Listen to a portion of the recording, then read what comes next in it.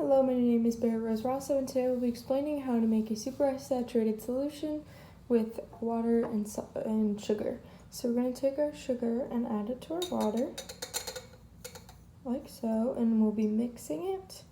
And then we keep adding the sugar until it no longer dissolves, and then it will look like this once it does. My little pre-made supersaturated solution. So this is saturated because it's no longer dissolving once I mix it, and once it all settles down at the bottom, you have that supernatant right here, which is that liquid part, and the precipitate down at the bottom, which is that undissolved sugar.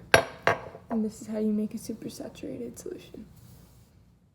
And now I'll be explaining how to do the calculations for the equilibrium of partially soluble salt.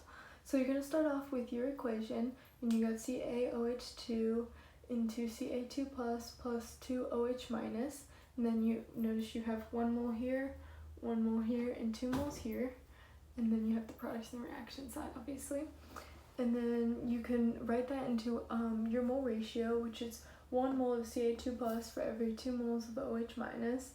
Then you can rewrite that into 1 Ca2 plus equals 1/2 OH minus, because there's 1/2 the amount of OH there is for every 1 of Ca2 plus. And then you can put that off to the side to use for your solubility product. So you have KSP equals A plus to the power of X, and then you have B minus to the power of Y. And so we can write our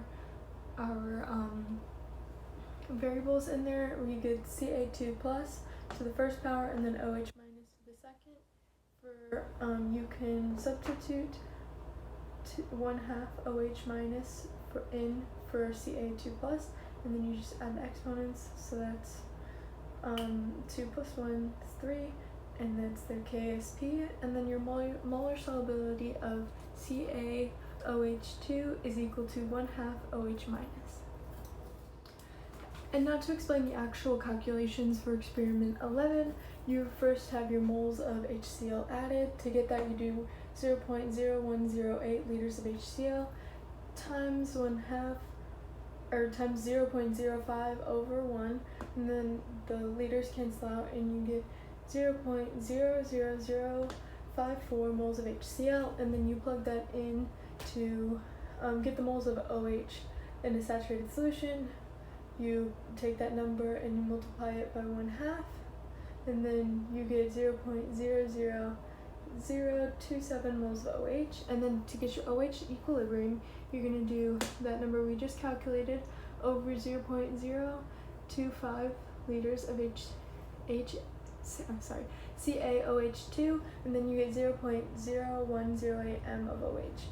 And then to get your equilibrium for Ca, you have 0.0108 m of, and then you multiply that by 1/2, and you get 0.0054 m, and then you're going to take that same number here, multiply by 1/2 again, you're going to get the same number for your molar solubility of CaOH2. And then to get the average, they're all the same numbers for all trials, so it's going to be 0.0054 of CaOH2. And then for your KSP of CaOH2, you're going to take that number from row 10, and you're going to do 1/2, and then you're going to plug in 0.0108 and then to the third power, and you get 6.3 times 10 to the negative 7 in scientific notation.